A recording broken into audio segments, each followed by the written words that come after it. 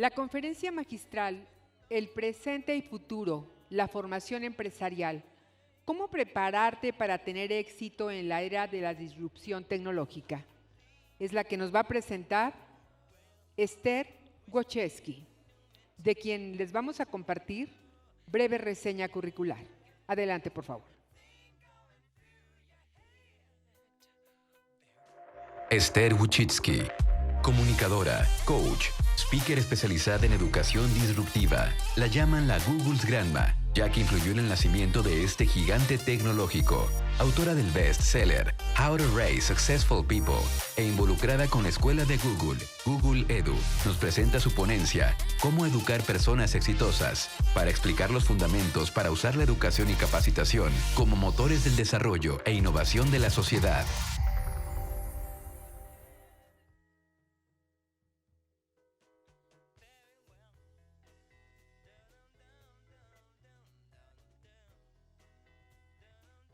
Fuerte aplauso para recibir en el escenario a Esther Wojcicki, todo un personaje. Fuerte aplauso, por favor, que se escuche.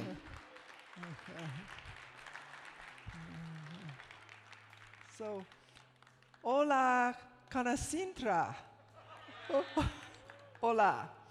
I am here to tell you a little bit about how to prepare yourself to be successful in this digital age. And I want to thank Endler for helping me, and Jorge Lerdo for helping me get here today, because it was quite an experience for me to get here. Thank you. So I will tell you a little bit about who your speaker is, so you'll know whether to believe me or not. You know, because maybe, who knows? So I was the 2002 California Teacher of the Year. I'm the founder of Palo Alto High School Media Arts, which is the largest media arts program in the United States, probably the world.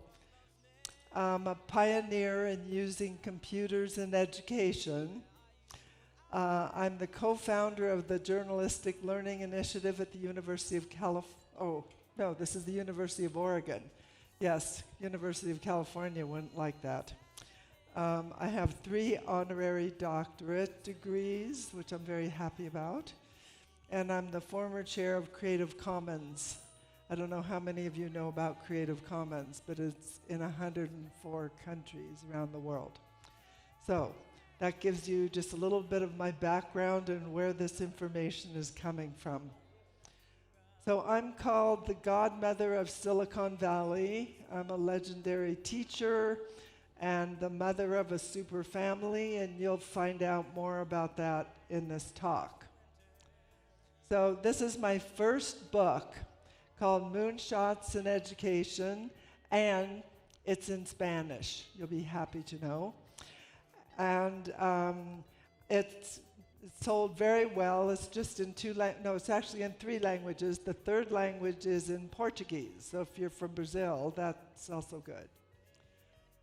And this is my 2nd book. This is actually says 21 languages, but it's actually 26 languages. It just came out in Chinese, mainland China, and it's coming out in Arabic in the fall.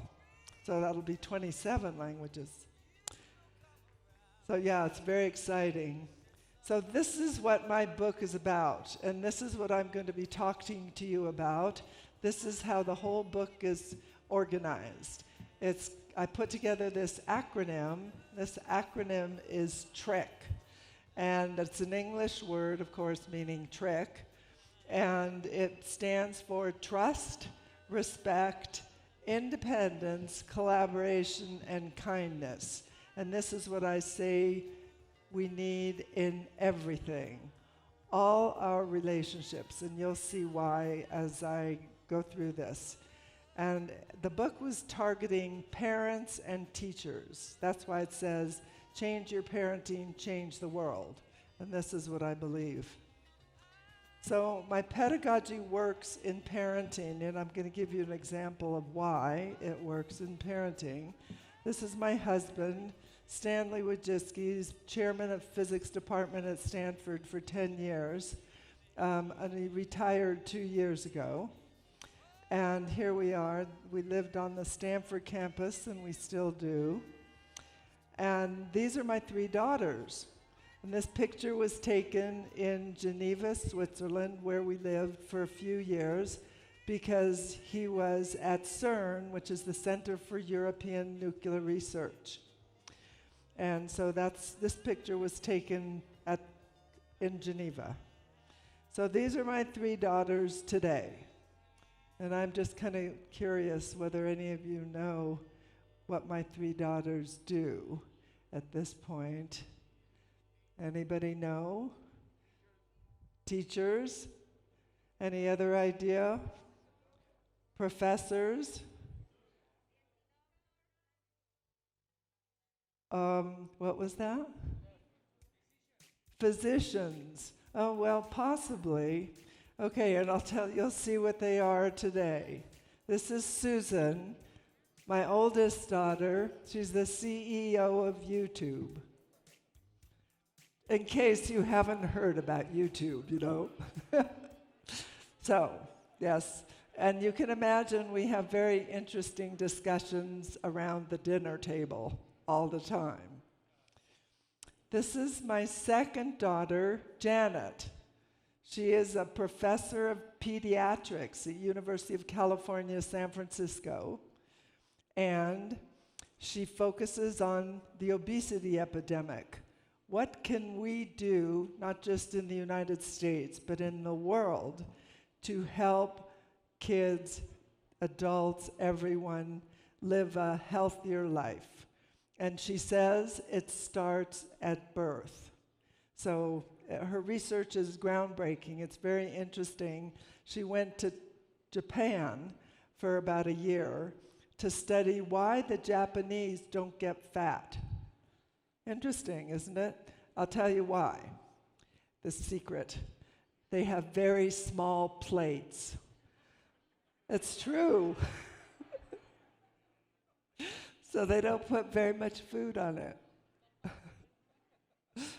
This is my daughter, Anne. And she's the founder of 23andMe, the largest personal genetics company in the world. And she is definitely the most daring CEO because she took on the whole American healthcare system. And she said, you, the individual, care more about your health than anyone else. You have the right to your own data. So when she was growing up, I would go to the doctor and they would write down all the information and then they wouldn't tell me. Wouldn't tell me what was going on. They would say, take this pill or give her this. And so she said, I should know. She, of course, now is an adult, but I, as a mother, should have known what the diagnosis was. It shouldn't just be written down. Anyway, 23andMe, I'm hoping it will come to Mexico sometime in the next couple of years. So my pedagogy also works in the classroom. So it worked for my children, works in the classroom. You'll see why. I was in the classroom for 40 years. 40 years dealing with all those teenagers. Can you believe that? Yes, every day. So I built the largest media program in the world. And you'll see why, what it is. So I started in this portable. Okay, this is a very non-fancy school here. And when I first started, I was using a typewriter and this X-Acto knife and using hot wax to paste up. Feels like the horse and buggy, you know, but that's really what I did. Today, I have this gigantic media arts center, 25,000 square feet at Palo Alto High School. As I said, it's the largest media program in the world. And 700 students, 10 publications, and it's called Pali Media Arts, Empowering Student Voices. There's one newspaper, television every day, podcasts, 10 magazines, graphic design classes, and photography. That's what they teach. And of course, now there's 6 other teachers. This is what the students produce every 2 to 3 weeks. It's 24 to 28 pages. It looks like the New York Times, but it's a high school newspaper by high school students age 15 to 18. You know those teenagers that you're like pulling your hair about? They did it. This is a magazine that they do. This is just one. I'm not showing you all of them, because if I did, I'd just be here showing you lots of magazines. So this is a magazine. This is another magazine that they did, and they talk about controversial topics. They come up with the topics themselves. I don't tell them what to write about. They tell me what they're going to write about, which just works. And this is another, so I also invite very well-known speakers to come and talk to the students. And you see, I'm sure you know who this is, Vicente Fox came to visit Palo Alto High School. I invited him to Stanford and to the University of California at Berkeley as well, just to make sure. He was a big success, I can tell you. So this is what the building looks like inside, just so you can see what it looks. It's not a typical high school. And this is me with my class. Okay, notice that there seem to be a lot of kids, because there are a lot of kids. 70 in one class. 70. And how do I do that? I do that because they all work collaboratively in groups. It's the C part of trick. Everything is collaborative, and they have a lot of independence. They come up with their own story ideas. They write about things they care about, not things I care about.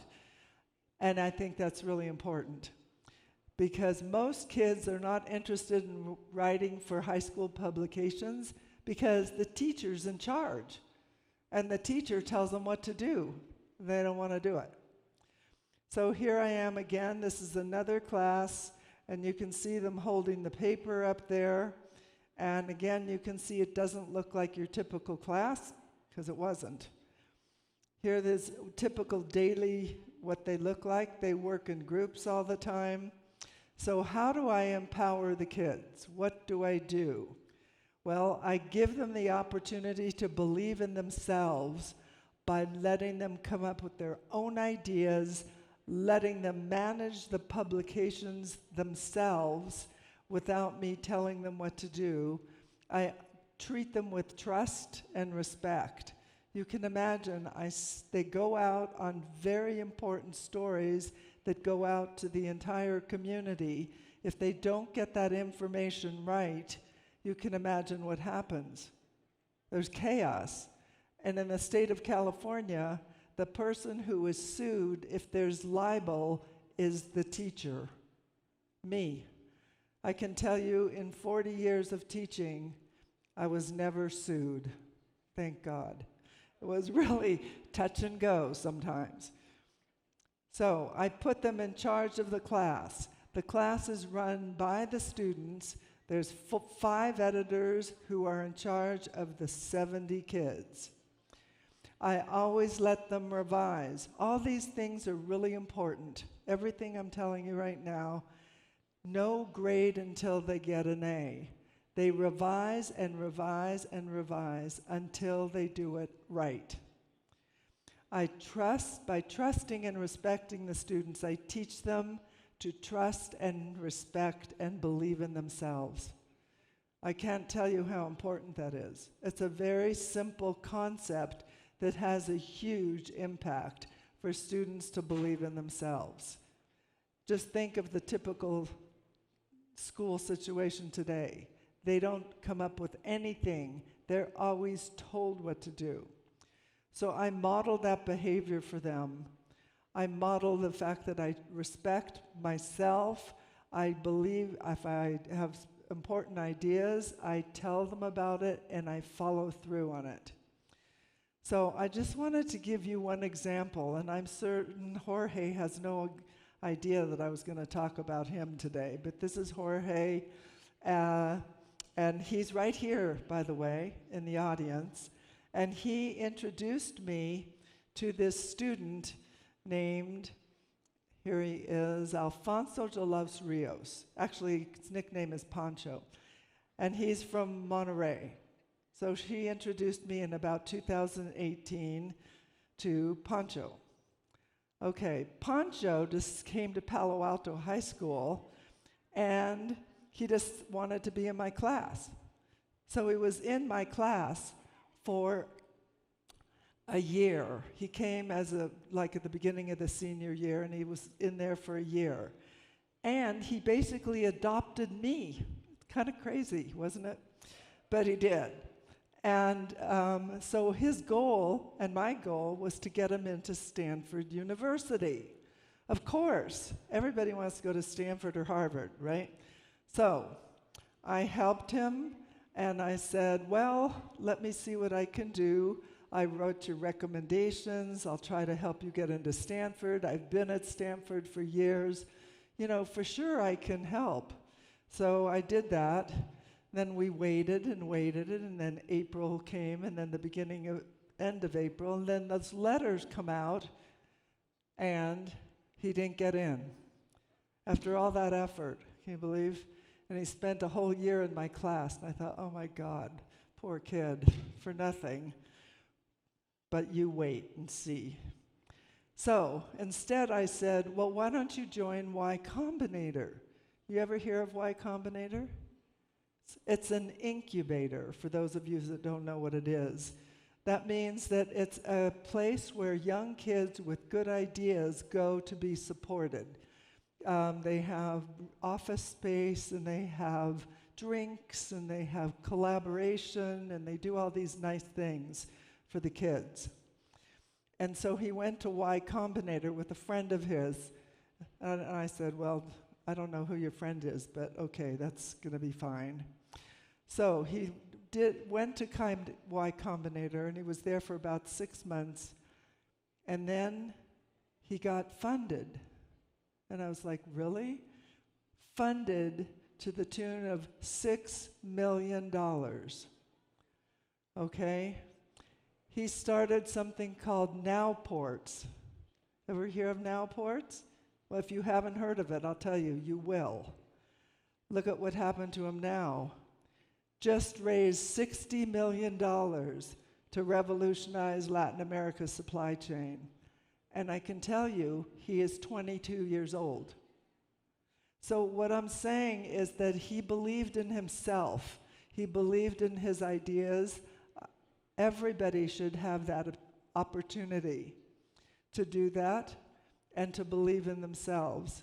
And so this is what he's doing now. And that's what I try to do for all my students. This is another former student of mine. This is Lisa Brennan Jobs, Steve Jobs' daughter.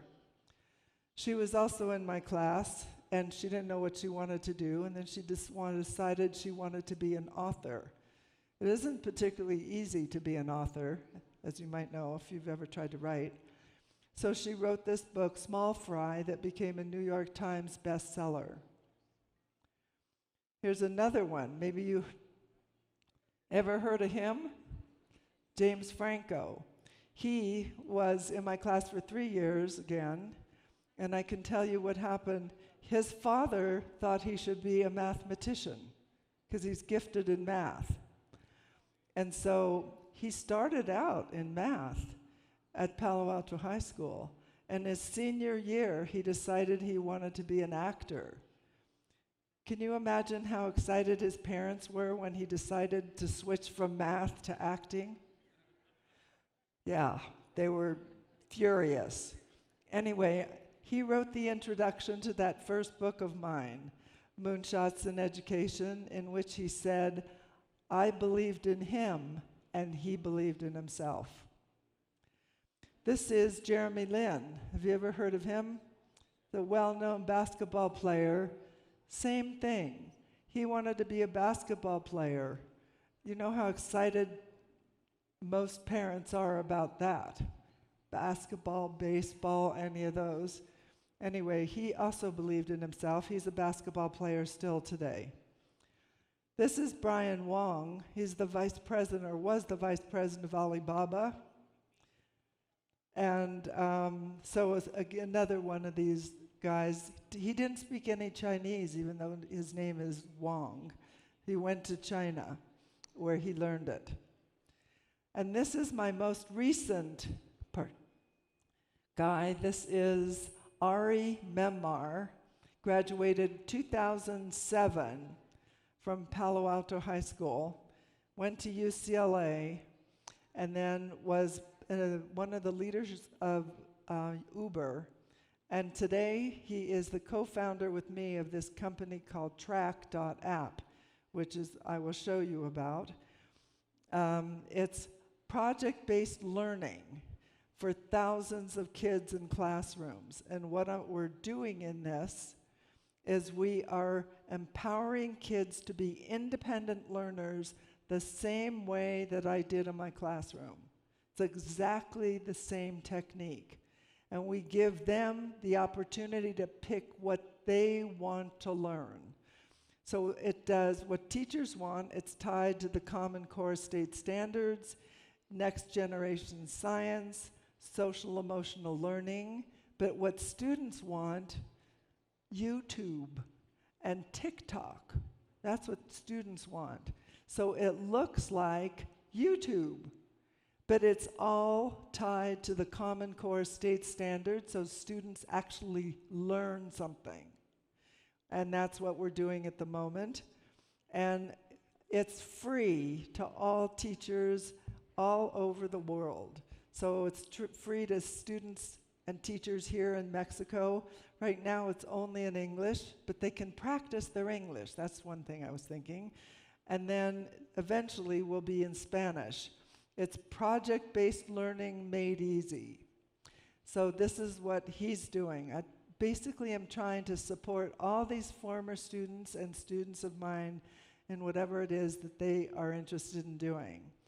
So my pedagogy also works in the workplace, which is what you're all involved in. Trick in the workplace. Build it into your company. Trust, respect, independence, collaboration, and kindness. So I'm writing another book. Will come out in a year. Trick in your company, how to do it. So Mexico has a distinct advantage. It's a high context society, which means that people have close connections for a long time, and it works well. This culture works well to promote trick. It's a really positive way, positive culture.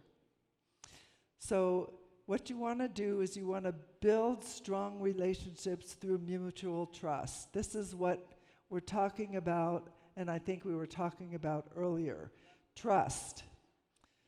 So compared with people at low trust companies, people at high trust companies, stress, 74% less stress, 106% more energy at work, 50% higher productivity, 13% fewer sick days, 76% more engagement, 29% more satisfaction with their lives, and 40% less burnout. These statistics came from a Harvard study. Just think about that. Encore Inc., this magazine, had an article saying why trust is the top requirement for building and growing your company. Really important. This is another Harvard Business Review comment. Experiments show that having trust and a sense of purpose stimulates oxytocin, and that provides happiness. Trust and purpose reinforce each other. So trust and transparency are key to hybrid work. And I probably, if you just think about your own company and what you're doing in that company, just want to think about it a little bit more. So what you want to do is show respect for your employees by actively listening. I don't even know if you know what active listening is, but it means listening to somebody and not being so impatient to wait for your turn to speak. A lot of people don't listen. They just wait to have their say. Active listening is really important. So this is Richard Branson, somebody I also know. As a leader of people, you have to be a great listener. You have to be a great motivator. You have to be very good at praising and looking for the best in people. People are no different from flowers. If you water flowers, they flourish. If you praise people, they flourish. And that is a critical attribute of a leader. So you just might want to think about that. It's trust and respect. And you want to give your employees a lot of independence to be innovative. You can't be innovative if you're always being told what to do. So, and this is a very important graphic. So you want to realize people make lots of mistakes before they reach their goal. And that graphic shows you. You see in the middle there, all those mistakes? There are lots of mistakes that people make before they actually get it right. So you want to work collaboratively with your team. I think it was said multiple times today, this morning, collaboration is the key. It promotes a sense of community and trust, and people are motivated when they feel like they're part of a community. Steve Jobs said, "Great things in business are never done by one person. They're done by a team of people." Just might think about that. So always treat people with kindness. I always did that in school. You know, even though you can imagine what it was like in school, having lots of teenagers in one place with a lot of hormones going, okay, I always remember to treat them with kindness. It makes huge difference. People will always remember kindness. And this is from Maya Angelou. I've learned that people will forget what you said, people will forget what you did, but people will never forget how you made them feel. You just might want to think about that. So this is a business book that's one of the popular business books. It's called $1 Trillion Coach, and the guy is Bill Campbell, and it reinforces trick. I never met Bill Campbell, but I met the people that wrote the book, Eric Schmidt. So Eric Schmidt was the CEO, well, actually the executive chairman of Google, and says lessons from $1 Trillion Coach. It's really important. It's a very important book to read. So there's 2 books I'm recommending today. That's the $1 Trillion Coach, and here's the second one, Measure What Matters. Actually, the third book, I should say, is my book, I forgot about, of course, How to Raise Successful People. But that's an important book, too. Okay, Measure What Matters by John Doerr. I don't know if any of you have ever heard of that. Anybody ever hear of John Doerr's book? Raise your hand if you heard of it. Literally, like 3 people. Let me tell you, this is a very important book to buy. This is John Doerr. He's the head of Kleiner Perkins. This is John Doerr with Sergey Brin and Larry Page. Okay, so John Doerr, Google and Amazon's early backer, share secrets of setting and achieving audacious goals. This is something that Mexico can copy. It's in a book form, you can read it. Simple goal setting techniques called OKRs, that means objectives and key results, propelled Google to exceed all expectations. This is what started the beginning of Google. And I know, because you'll see in a minute why. So ideas are easy, John Doerr said, but execution is everything. Everybody comes up with ideas, but how you execute is the key. Collaboration is one of the keys. My trick philosophy is the key. So here's Google in 1998. It was born in my daughter Susan's garage. Here is her garage. You can take a look at it. Here it is inside, which I took a picture of. This is what it looked like. Not very fancy, right? Just a regular garage full of a lot of old stuff. This is what the rooms looked. They rented a few rooms downstairs, 3 bedrooms, 2 bathrooms, and they even put their computers in the bathroom. So they were desperate for space. So what matters in reaching your goals is using this trick philosophy and the OKRs. That means having objectives. So why have OKRs? They're goals which give you direction. It allows you to stay mentally and physically focused on the road where you want to go.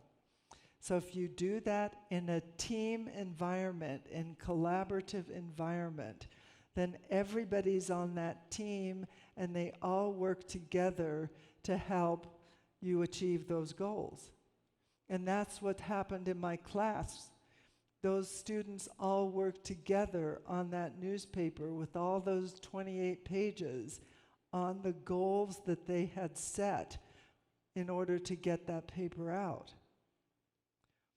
So the evolution of these OKRs, it started with Intel, with Andy Grove in 1968, and then John Doerr went to work for Intel in 1974, and he learned about the OKRs, and then he brought them to Google in that very garage that you just saw.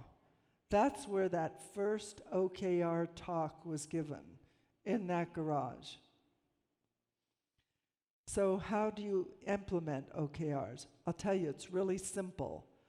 First, you come up with objectives. Number 1, the question you want to ask is how many companies are really doing that, and are all the employees aware of those objectives? Number 2 is set up a way to measure those objectives. How are you going to measure them? How do you know if they're going to work or not? You have to have some kind of measurement. 3, communicate, collaborate, let everybody know what's happening. Make sure it works really well. And if it doesn't, then go back and do exactly what I did in my class, revise until you get it right. Update, it's called. That's probably a more politically correct word. And then success. I mean, this is a very simple way to do it, and it's very effective. So prepare yourself to be successful, use the trick method, and introduce the OKRs. And by the way, there's an accidental I there, so just ignore it. So Mexico, these are headlines I just got. It's brimming with investment opportunities. There's a lot of them. And here is the number 1 investment opportunity. Mexico can benefit from China's exclusion from the supply chains. This is from The Economist. It's really important. This is a golden opportunity right now because the whole world's fighting with each other, in case you haven't noticed. Advantage of Mexico, post-COVID trends set to work in Latin America. And it's again about COVID, about China. See, the international companies are shifting their manufacturing plants from China. It could be here. Mexico positioned to fill the U.S. engineering talent gap in 2021. The U.S. is doing a terrible job of preparing engineers. Mexico is doing a much better job. Do you know that the number 2 producers of engineers in the world? It comes from Mexico. So Mexico is set to become world leader in automation technologies. If you take the OKRs, my trick philosophy in OKRs, these companies can boom. And they talked this morning about how important collaboration is and how building a sense of community is. And this is an example what can happen. The rise of Mexico's high-tech entrepreneurial generation. There are a lot of them. It's exciting to see, and it can happen right here. So business leaders cannot restore trust without reprioritizing what matters. Reprioritize. Use the secret weapons, trick and OKRs. That can make all the difference. And thank you so much for your attention. Se abre en este momento un espacio de preguntas y respuestas para que puedan interactuar con nuestra ponente Esther Wojcicki. Tenemos algunos micrófonos, favor de levantar su mano y se les hará llegar el micrófono. Por favor.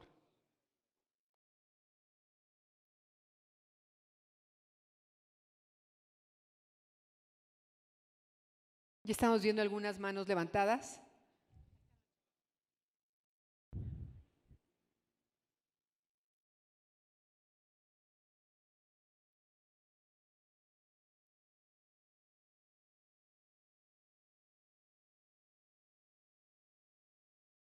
Are there questions coming? Do you want me to I can put this on?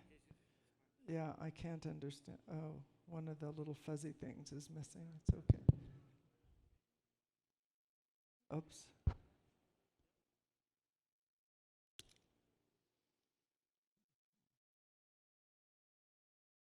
Okay, I have it on, but... Oh, hi. Should be okay if I ask you my question in English, or you want me to ask the question in Spanish? I think it's up to you. You can do Spanish because I now have this device. Okay. I'm going to do it in English, then in Spanish. Okay, thank you. Well, thank you. My name is Gerardo, similar as in Jerry in the US. So my question is this.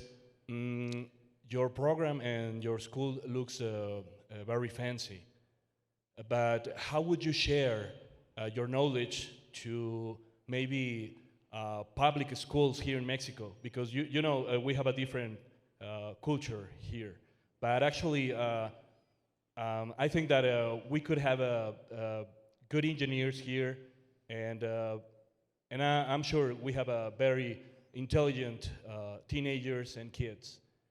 So how would you share this knowledge with maybe public schools here in Mexico? Thanks for that. It's a very good question. Thank you.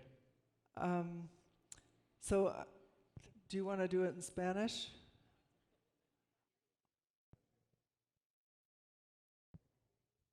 Because maybe the people didn't understand. Gracias. Le preguntaba que que su escuela y programa es excelente, sin embargo nosotros aquí en México tenemos una cultura diferente. ¿Cómo pudieran ellos compartir, tal vez en escuelas públicas, que es en donde tenemos tal vez niños con más oportunidades, con más necesidades, más áreas de oportunidad? ¿Cómo traduciría ese programa para tal vez encontrar niños con talentos o niños que, no sé, pudieran tener a lo mejor, que pudieran llegar a ser ingenieros o no sé, simplemente encontrarlos? ¿Cómo traduciría ese programa para aquí a México? Gracias.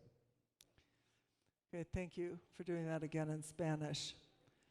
So my answer to that is, I don't know if you saw that classroom that I started in, that small, it's called a portable they don't really build it. It's a trailer. They drag it onto the campus. So I was in trailers like that for until 2015. So for 35 years, I was in a trailer.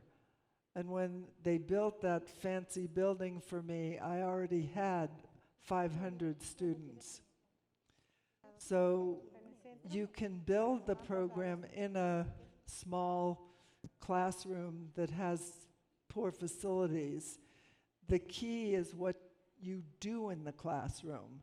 And if the teacher is always in charge and telling the kids what to do, it doesn't develop any creative thinking or any independence. So it's really important for the teacher to relinquish some control. And teachers have a very hard time thinking like that. They think that they always have to be in control and tell the kids what to do. So it's not the facility, it's the mindset of the teacher.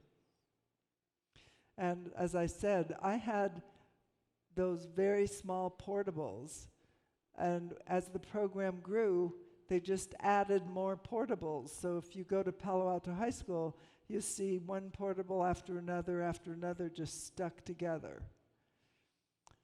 So I hope that answers your question. Thank you.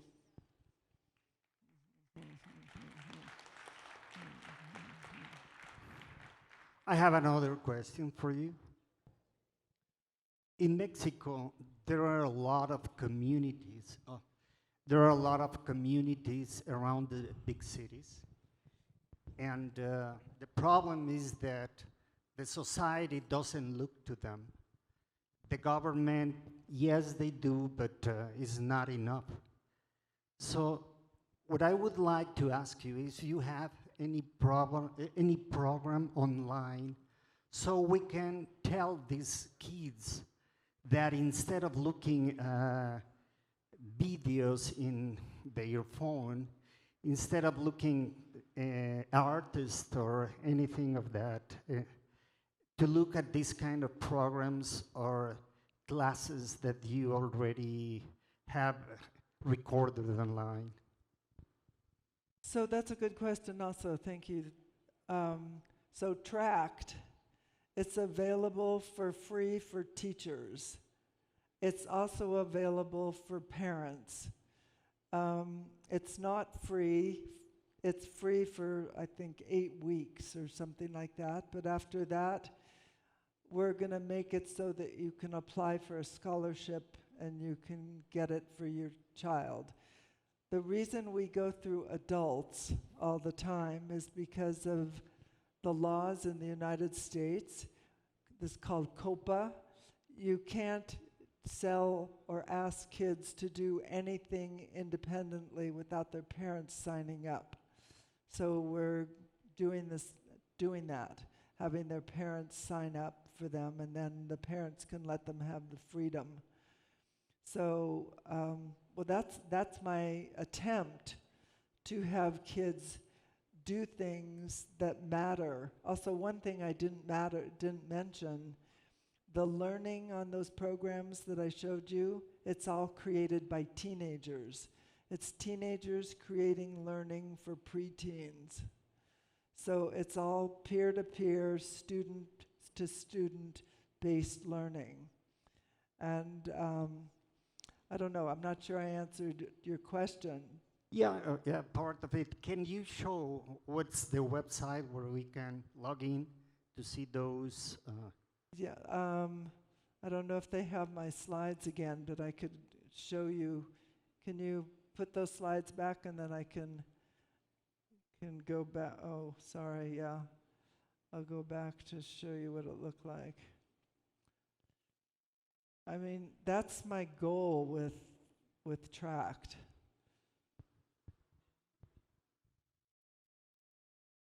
Oh, here we go. That's what the website looks like. And I mean, all I think those. you change it. Which, do you want the next slide, this one? Oh, that's a website. Sign That's up. the website. Teach, well, that you just go to tract.app. Tract.app.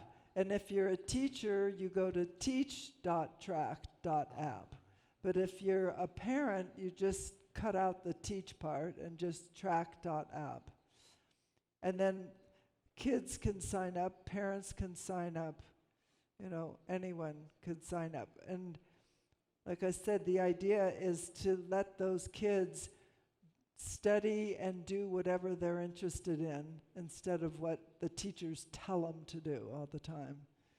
You know, it only takes a short time for a kid to realize that they should have some self-respect and they should trust their own ideas. And that's why I gave you that example with this young kid, Alfonso de los Rios. It only took him 1 year in my class for him to realize that, okay, I didn't get into Stanford, so what? Now I'm going to do something else that I want to do. I mean, he could have just been totally depressed and, you know, done, something that got a job at, McDonald's or something. But he decided he was going to believe in his dream and work on it. And that's what I want all kids to do.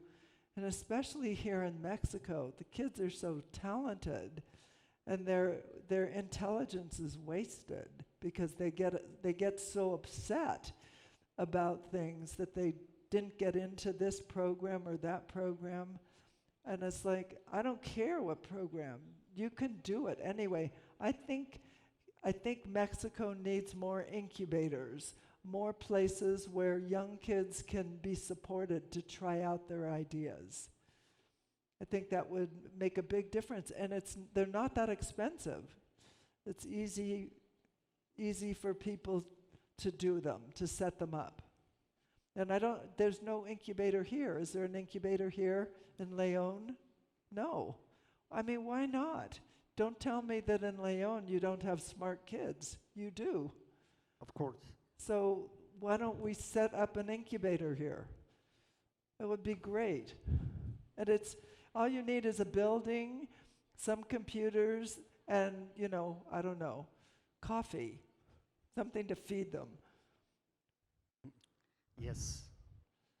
Yeah, the real thing is that very few people from the educated society looks to those communities, and that's why we have this kind of government.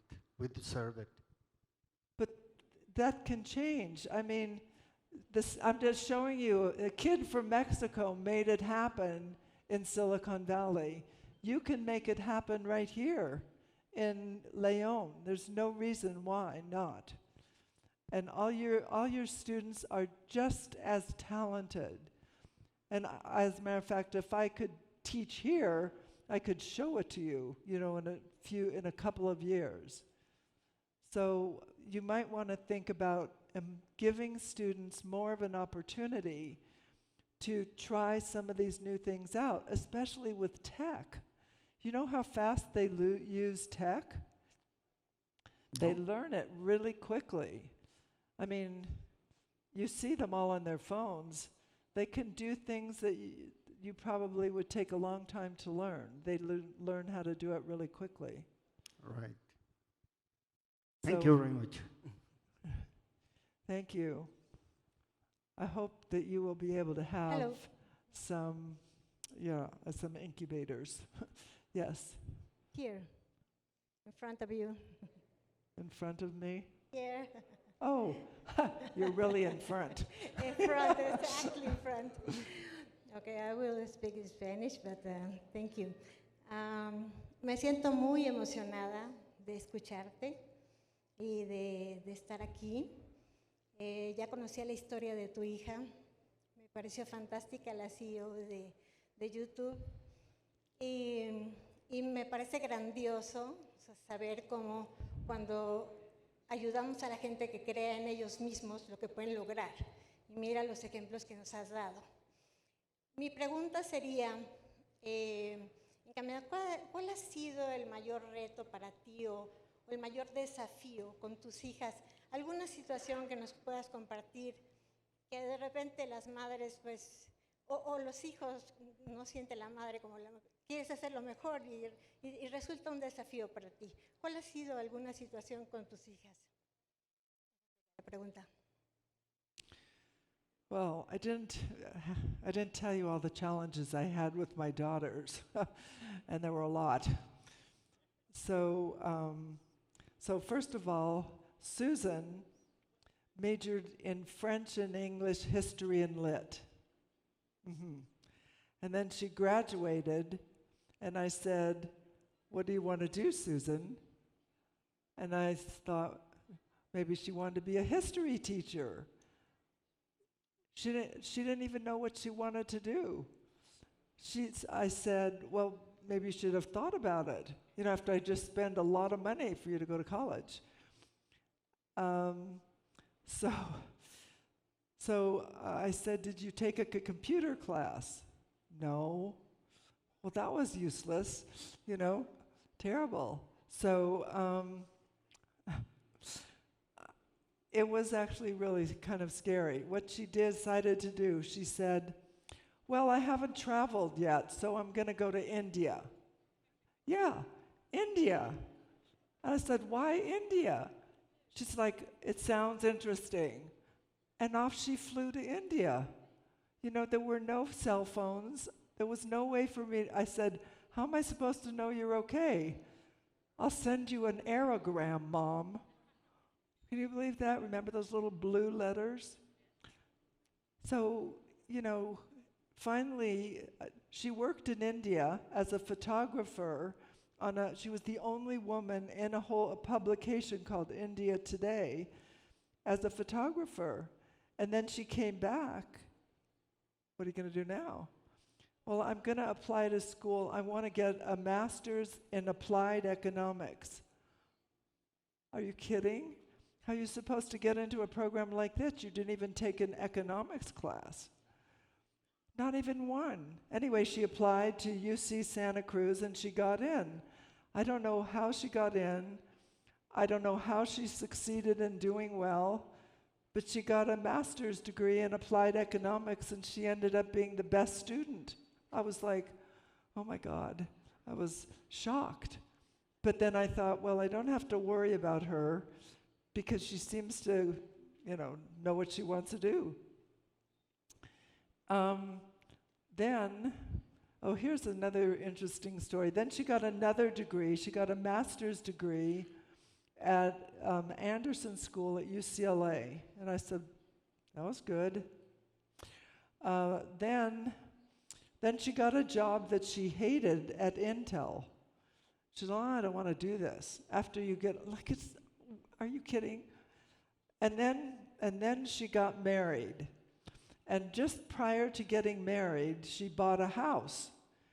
And then she realized that she didn't have enough money to pay the mortgage after she bought the house. So who is she going to ask for money? Guess who? Her mom, right? Why not? So it's like, Susan, I'm not going to pay for the mortgage on this house, big house. So I said, well, why don't you find someone to rent your garage? So she ran around, she talked to some friends, and she found, of all people, Larry and Sergey. And that's the story of how she rented her garage. And, it was that graphic I showed about going round and round, she certainly went round and round and round. So, you have to believe in your children even when they're doing things that seem kind of crazy to you. And anyway, when she rented the garage to them, she wasn't sure about them. She still worked at Intel. And then after about 6 months, she's like, wow, what they're building looks good. And not only that, they're stealing all the food out of my refrigerator. because they were hungry at night. And so she said, well, maybe I should join that company. And that's how she joined it. But Janet was even worse than Susan. Janet and Ann both had their experiences. Janet majored in international relations, and then she got a master's degree in African American affairs. She was the only white student in the program. And then she decided, she graduated early at 21.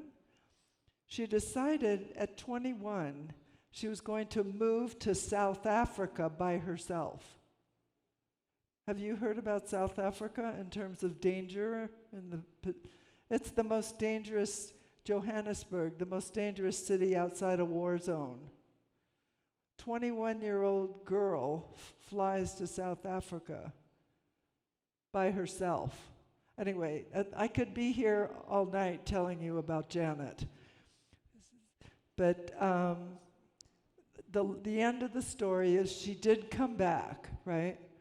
And she got a husband. And he was from, it turns out his ancestors were from Germany. So he spoke English with a sort of British accent. And she learned 5 African languages while she was there. She's very good at languages.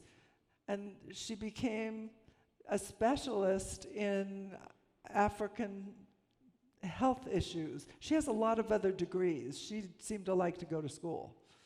So, but I'm just telling you, it's not easy. Being a mother, being a father, it's what it is. It's your ticket to never spending a sleepless night, right?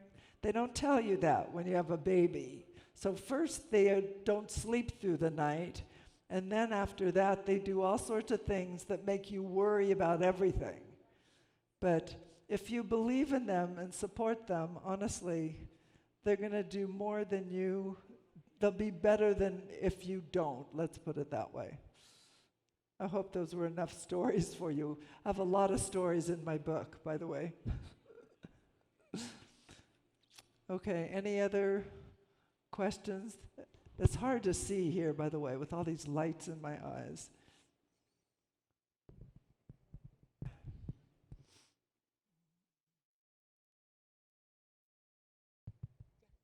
Hola, Hola. Mi nombre es Mónica Alvarado. Te digo rápidamente, tengo 3 hijos. El mayor, 21 años, va para 5 años en Estados Unidos, becado ya con su universidad. Una hija, 19 años, 1 año en Brasil, pandemia viene, ahorita está en Ciudad de México, viaja mucho. Mi hija, 13 años. Una pregunta como mamá, ¿cómo manejas el miedo o la ansiedad al verlos volar? Para mí sí ha sido un tema, en ocasiones digo, estoy haciendo un buen trabajo, pero yo misma trato de manejarme y controlar ese miedo de que ellos jóvenes están fuera haciendo su vida y sus sueños. Gracias. Again, it's a great question. It is really, really hard to control your own fears. And I mean, it's kind of like you have to say that their life's yearning, you know, to move forward and to support life. They're your children, but really they're the children of God. And you have to let go. It's very hard to let go and very hard not to worry. I think it's much easier today than it was, 10, 15 years ago, because then, or 20 years ago, today we have the cell phone. You can always talk to them. I mean, you can imagine when my daughter moved to South Africa, I mean, I used to read the New York Times to see if there was like an article at the bottom, you know, that said something terrible. I think you just have to trust that you've taught them as much as you can teach them, and they have to think on their own. And if they don't, you know, then you'll be really surprised. Actually, they do think on their own. And that's what I did as a teacher in the classroom. That's why I was so unique as a teacher, because I trusted them. And at the very beginning of the classes, when I first started in the beginning class, the students didn't know what to do. They just sat there. It took me 10 weeks to get them to start to think on their own. They always wanted me to tell them what to do. They'd sit quietly waiting for instructions. It's like, I'm not going to tell you. And but you have to believe that they're going to be fine. And honestly, they are fine. And now I have grandchildren. They're doing crazy things too. So I can tell you, and my grandkids are fine. So I can tell you, my granddaughter, one of them, she decided to fly by herself to Israel. Israel? This was June of 2020. I said, there's a pandemic. Oh, no, I'm going anyway. Are you kidding? No, I'm going. She went. She had a great time. Nothing happened. And so, you know, now of course she feels empowered. But yeah, you just have to let them do it. Yeah, and that was Susan's oldest daughter. And of course, you know, she was like chewing her nails. And I said, I want to remind you that you went to India. And yeah, you were about the same age. So there. It's okay. I'm sure they'll be fine. You're a smart mother. Gracias.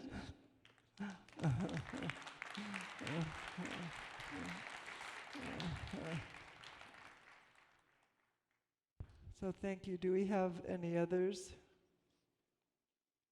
I think there's another one over here.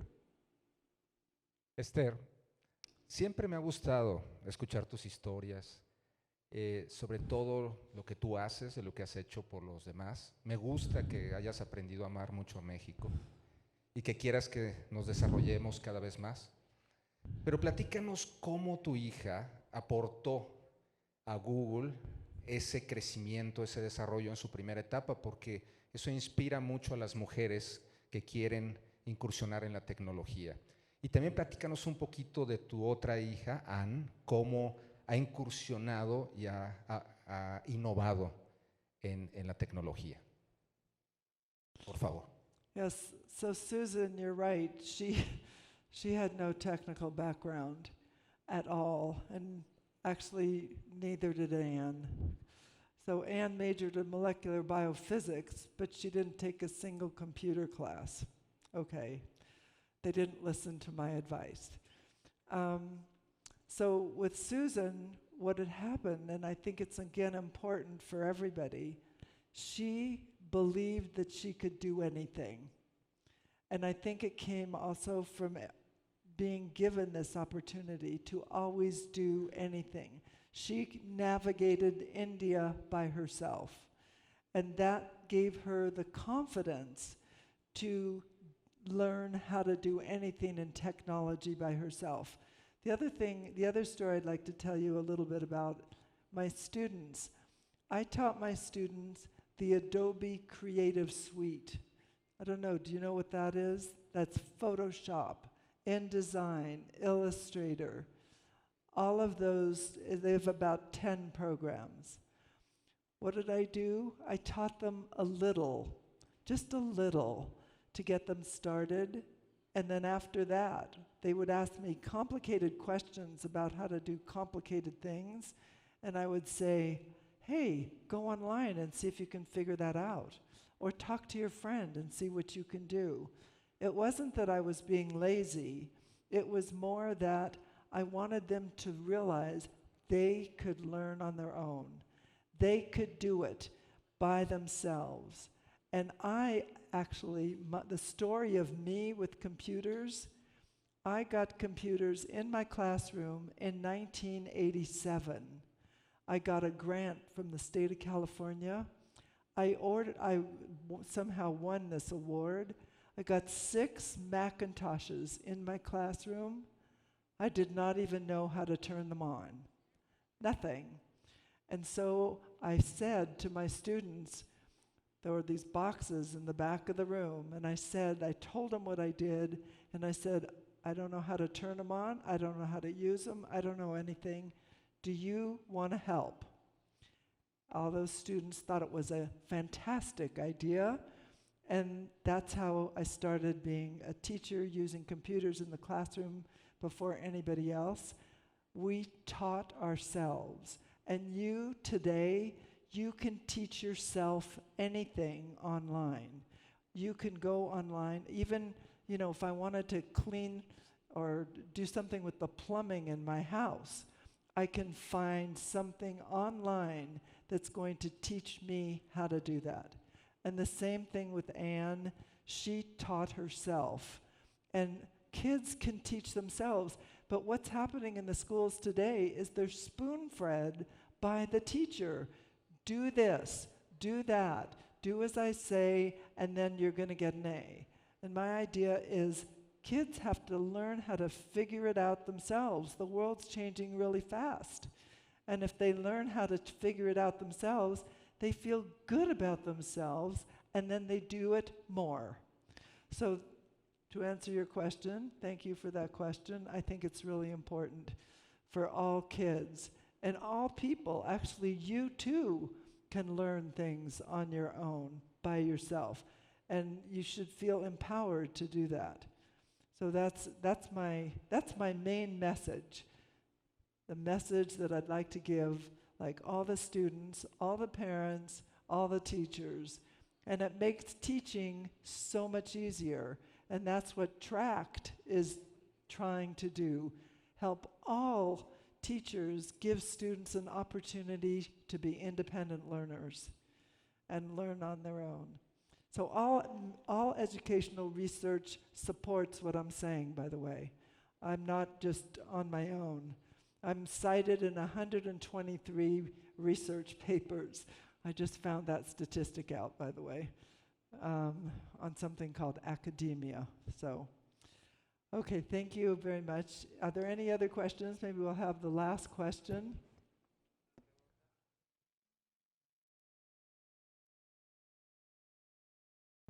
If there's no other questions, oh no, there's one other. Hola, buenas tardes. Buenas tardes. Con todo lo que nos comentas, yo quisiera saber si se pudiera un poco más de detalle de cómo funciona tu escuela. Es decir, me llama la atención el comentario que dices que al principio los alumnos no sabían qué hacer. Entonces me pregunto si en tu escuela no hay materias, no hay una tabla de contenidos que seguir, o sea, ¿cómo dirigen el aprendizaje? Right, so the school, Palo Alto High School and Gunn High School ranked as the #1 and #3 top schools in California. So we have a traditional schedule, traditional program that most schools have. But what they do have now, they've incorporated into most of the classes this opportunity to learn independently with your peers. So whatever it is you're learning, whether it's math or history or English, you can learn a lot of that independently. And it's based on my first book, which is really project-based, peer-to-peer learning. And with TRACT, I'm recommending that teachers use it 20% of the time. So 20% of the time gives kids an opportunity to think independently. The other 80% is traditional, because it's very hard to change the schools. We don't want to get rid of a lot of the traditional subjects, but we do want to implement the idea that you personally can believe in yourself And so that's the way the school is organized, just like a regular school, but with 20% of the time giving students an option to work independently. Okay, thanks for that question.